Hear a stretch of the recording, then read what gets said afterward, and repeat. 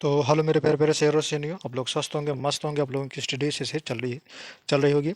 चलिए आइए हम लोग देखते हैं। ठीक है।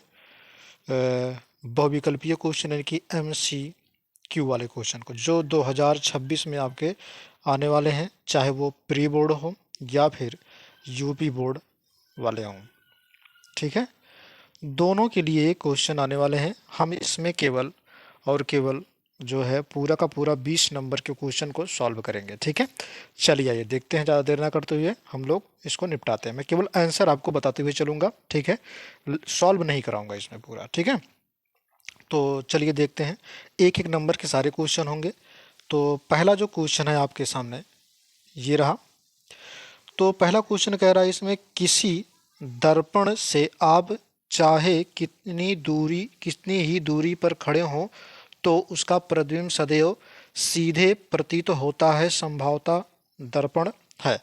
कौन सा दर्पण होगा? तो ऑप्शन डी होगा, या तो समतल होगा अथवा उत्तल होगा। ठीक है। दूसरा क्वेश्चन है, मानव नेत्र अभिनेत्र लेंस की, ठीक है, फोकस दूरी को संयोजित करके विभिन्न दूरियों पर रखी वस्तु को फोकसित, मतलब फोकस, ठीक है, फोकसित यहाँ पर लिखा हमने, यहाँ पर रहेगा फोकस कर सकता है, ऐसे को, ठीक है, पाने का कारण क्या है? ऐसे ही ऐसे हो पाने का कारण क्या, मतलब ऐसा जो हो जाता है इसका कारण क्या है? तो इसका कारण क्या होगा? समंजन क्षमता होगा, यानी कि ऑप्शन बी होगा। चलिए तीसरा क्वेश्चन देख लेते हैं। तीसरा क्वेश्चन इसमें प्रतिरोध आर, यहाँ पर क्या रहेगा? आर। प्रतिरोध आर के किसी तार के टुकड़े को 5 बराबर भागों में काटा जाता है। इन टुकड़ों को फिर, ठीक है, प्रास यहाँ पे लिखा है पार्श्व क्रम, ठीक है, पार्श्व क्रम में संयोजित कर देते हैं।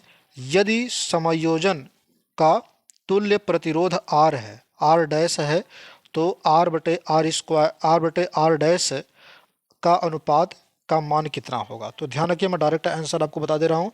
इसका जो अनुपात होगा चौथे का, डी होगा। ठीक है। 25 आंसर आपका इसका आ जाएगा। चलिए आगे देखते हैं। यहाँ पर एक मिनट। हाँ ठीक है, 25 ही होगा उसका।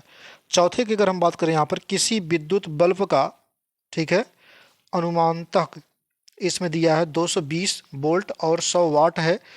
तब जब इसे 110 वोल्ट स्रोत से जोड़ते हैं तो इसके द्वारा उपयुक्त शक्ति कितनी होगी? तो 25 होगी, यानी कि ऑप्शन डी इसका सही होगा, 25 वाट होगा।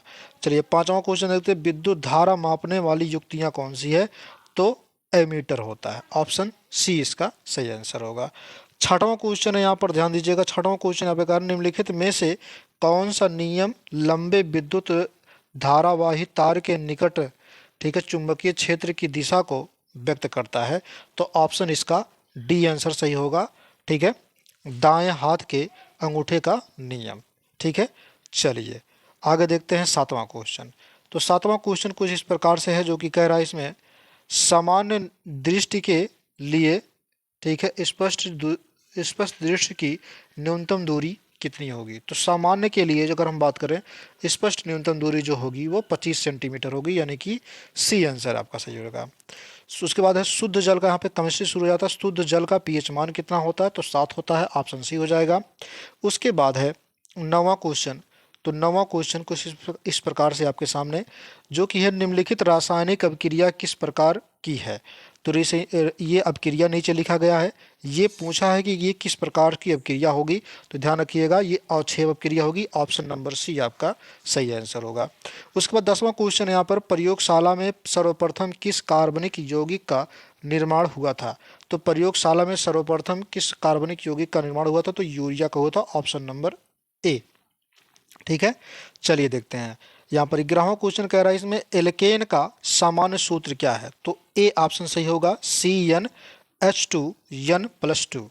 ठीक है, यहाँ पर ये आंसर आपका सही होगा, ए वाला। चलिए देखते हैं 12वां क्वेश्चन आपके सामने इस प्रकार से। ठीक है, जो 12वां क्वेश्चन कह रहा है इसमें, सिनम्बार, ठीक है, बार, ठीक है, सीना बार का रासायनिक सूत्र है। तो सीना बार का रासायनिक सूत्र क्या होगा? ठीक है, इसी सीने बार को क्या बोलते हैं? मरकरी, क्या बोलते हैं? सॉरी, मरकरी, ठीक है, क्या बोलते हैं, मरकरी सेकंड, ठीक है, सल्फाइड बोलते हैं। क्या बोलते हैं, मरकरी सेकंड सल्फाइड बोलते हैं, जो कि ऑप्शन आपका ए होगा, यानी कि HgS होगा। चलिए, तीसरा जो है यहाँ पे 13वां जो क्वेश्चन कह रहा है, इसमें कार्बन परमाणु की संयोजकता कितनी होती है, तो 4 होती है, ऑप्शन आपका बी सही होगा। उसके बाद उपभाग 2 में देख लेते हैं, जो कि आपका यहाँ पर बायोलॉजी शुरू हो जाता है, 14वें क्वेश्चन थे, ठीक है। जो देखते हैं यहाँ पर, सूचनाओं के चालन के लिए विशिष्ट, ठीक है, ऊतक पाए जाते हैं। तो किस में पाए जाते हैं, तो जंतुओं में पाए जाते हैं। सूचना के लिए एक ऊतक पाया जाता है जिसको तंत्रिका तंत्र बोलते हैं, जंतुओं में पाए जाते हैं, जो ऑप्शन बी सही होगा।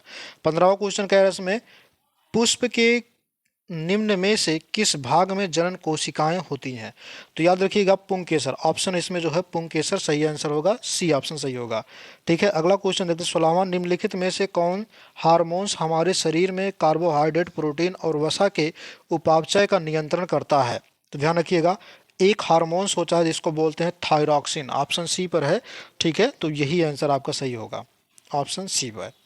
चलिए देखते हैं यहाँ पर 17वां और 19वां क्वेश्चन तक। 17वां क्वेश्चन कह रहा है इसमें, शुक्राणु का निर्माण कहाँ होता है, तो टेस्टिस में होता है, जिसको बोलते हैं विरसण। क्या बोलते हैं, विरसण बोलते हैं।